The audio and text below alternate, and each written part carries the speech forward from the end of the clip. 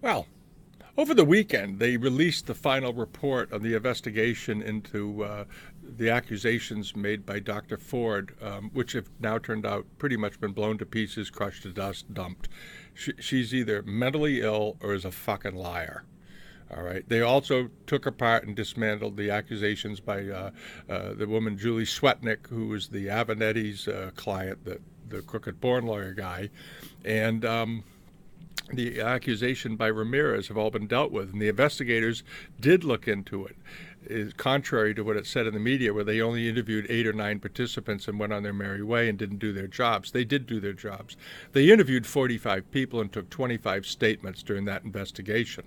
And what they came back with was a very long distance from the accusations made by Dr. Ford and this whole shitstorm stirred up by this bitch, Diane Feinstein, who should taken out and thrown in jail somewhere. But I want you to hear Dr. Feinstein's opening comments just to remind you what she said at the hearing and just what an absolute fabrication and total lie this whole thing was. So, Senator Feinstein. Thank you very much, Mr. Chairman.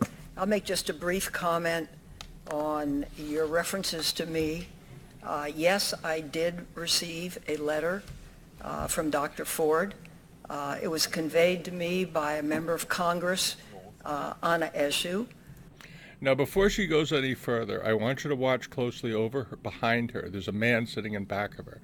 And I want you to see the look on his face when Diane Feinstein testifies that Dr. Ford came forward and was willing to testify. Because the reality is, according to the insiders in Washington, the woman sitting right here, this sort of scary-looking dame with the short gray hair, wearing a man's suit, okay? She's the one who leaked Dr. Ford's memo or letter to Diane Feinstein against Dr. Ford's wishes.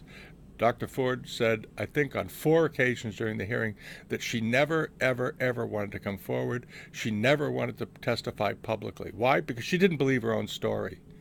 But once it was out there, the media got on her, and it was off to the races, as we saw in the video I did before.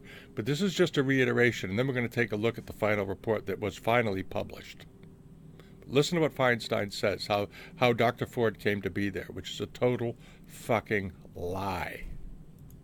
The next day, I called Dr. Ford. We spoke on the phone. She reiterated that she wanted this held confidential. And she reiterated that while she was sitting in the chair in front of you later that day. And I held it confidential up to a point where... Did you catch that? The guy over the back of her? The witness was willing to come forward. And I think as I make my remarks, perhaps you'll see why. Because how women are treated in the United States with this kind of concern is really wanting a lot of reform. All right. And the reason that reform is going to be hard to get, you dumb bitch, is that you stabbed Dr. Ford in the back, whatever Dr. Ford's problems are. You came forward with these bullshit charges and just required that everybody believe them because they're coming from women, and you just have to believe them because they're women. And I don't believe that women go around willy-nilly making this stuff up all the time. That's not the point. But in this case, this was a shitstorm created by you, who leaked out this worthless accusation, which encouraged 3 other or more worthless accusations. You had the Ramirez lady, who was totally debunked. You had the Swetnick lady, who was more than totally debunked. And another woman who came out and made an accusation, who just in the last 3 days admitted she made the whole thing up. She absolutely just fabricated it she said she did. All right? The most interesting part of this whole story was that one of the 2 lawyers that Diane Feinstein recommended for Dr. Ford is the same lawyer who represented Ms. Swetnick years ago in another phony sex allegation claim. So it may well be somebody said, hey, call this broad up Swetnick. She'll lie about anything, because that's what they ended up doing. All right? But the damage that Diane Feinstein has done to women by pushing this totally false narrative is just unbelievable. And the report pretty much says that, okay? Because they did go out, they did do their jobs, much more than anybody thought. I was kind of surprised, all right? And the first thing to remember is that when this first came out, Dr. Ford had been in touch with the Washington Post, and she had initially said that the sexual assault occurred. She was assaulted by 4 boys in the mid-'80s while she was in her late teens. Okay, and it then changed to a sexual assault by 1 boy, attended by 5 people, but they weren't present, all of them, in 1982 when she was 15. Okay. And then down below, the final report from Grassley's office, and this was a bipartisan report, by the way. You don't hear any Democrats refuting the claims in this report. Nobody has come out to say that this is untrue. They all signed off on it. This is the memo of the text between she and the Washington Post. And then it goes through all of the inconsistencies in her stories. And one of them is that I struggled academically and struggled very much at Chapel Hill. When I was 17 and went off to college, I had a hard time, more so than others, forming new friendships, and especially friendships with boys. And I had academic problems, okay? According to this report, that was totally a lie. She had no trouble socializing. And there's an interview that was done with a mutual friend of hers and Ford's and Judge, who said that she was in college with her. She attended, Dr. Ford attended lots of parties. She had no trouble socializing, and on and on and on, okay?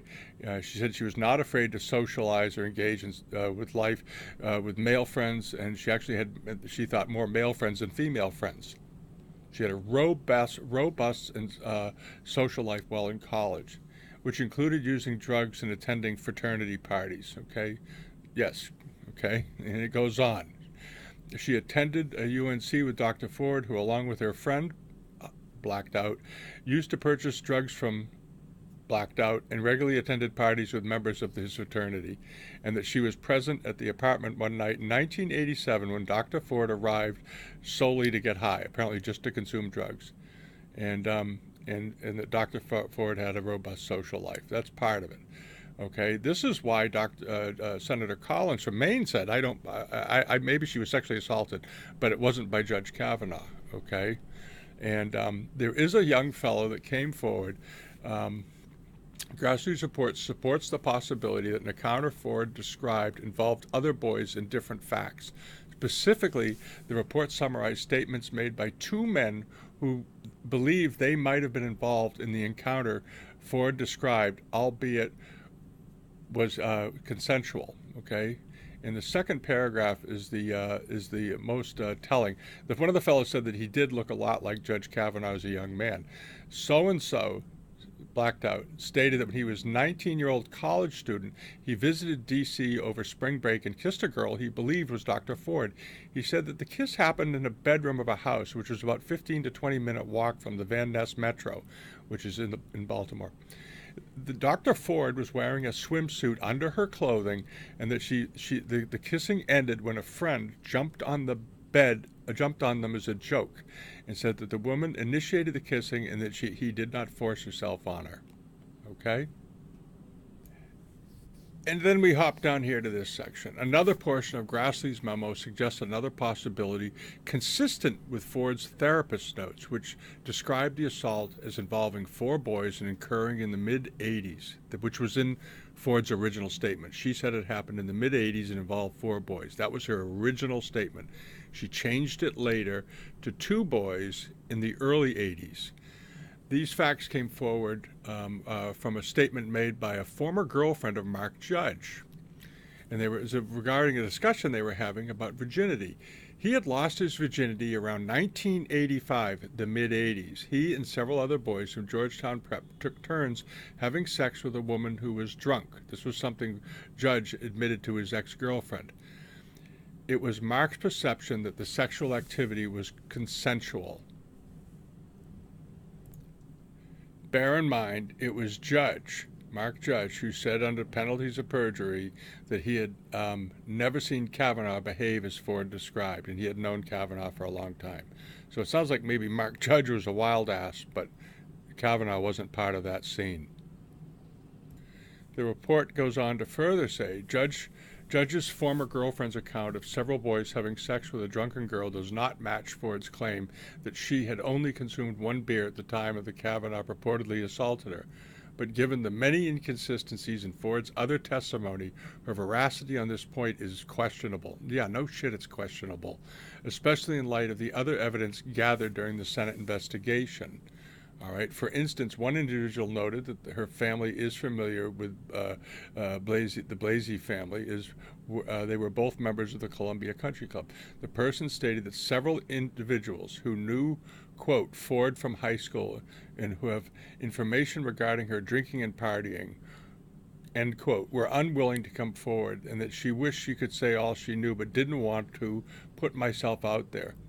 And this is a big part. Ford's immediate family, okay, these are her parents, quote, refused to provide statements or participate in an interview.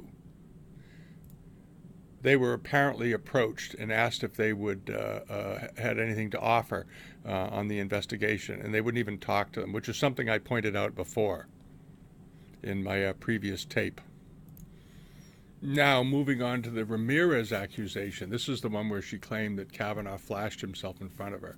Apparently, Grassley's people looked into that as well, and they found that while Deborah Ramirez was attending Yale in the mid-'80s, she made the claim that Kavanaugh exposed himself to her, thrusting his, quote, his penis in her face. Kavanaugh denied Ramirez's charge, and Ramirez admitted she was intoxicated at the time. She was so intoxicated, as a matter of fact, she couldn't sit up, and wasn't sure Kavanaugh was the flasher until she spent a week thinking it over and talking to her attorneys. Grassley's report concluded there was no verifiable evidence supporting Ramirez's claim that Kavanaugh had exposed himself. Further, the committee found out, this is amazing, this is great, the committee received evidence indicating that another Yale student had been a known flasher at the time. A witness told the committee investigators that a different classmate who was a member of the same fraternity as Kavanaugh, quote, had a reputation for exposing himself publicly. This witness provided the investigator with a yearbook photo showing the individual sans pants, okay? And here's the photograph. All right, this is not Judge Kavanaugh. This is some other guy. He's got his pants down and he's hanging his penis out, and this guy's laughing. Okay, this is the frat house. All right, and there's your flasher. Okay, the witness further told the committee that he had witnessed this individual expose himself at a party, and that this individual had been at the same residential college as Ramirez. He added that had Kavanaugh, quote, engaged in similar lewd behavior, it would have been widely known and discussed around campus. What was particularly interesting in this was the committee investigator discovery that Swetnick, quote, had a lengthy history of litigation, including as a plaintiff in a sexual harassment suit in which she was represented by Deborah Katz's firm, the same Deborah Katz who represented Dr. Ford. That was the short-haired woman sitting beside her. And down at the bottom, it goes to the conclusion of the investigation. 4 people have been referred to possible criminal prosecution for perjury in this case. Also referred were Swetnick and Avenatti. They've both been referred. And this is the woman, Judy Monroe Layton, to the Justice Department for claiming to be the author of the Jane Doe letter from California that claimed Kavanaugh had sexually assaulted her. Investigators later discovered Monroe Layton was a liberal activist from Kentucky. She then admitted her email was, quote, just a ploy, and that she'd never even met Kavanaugh. So there you have it. All right?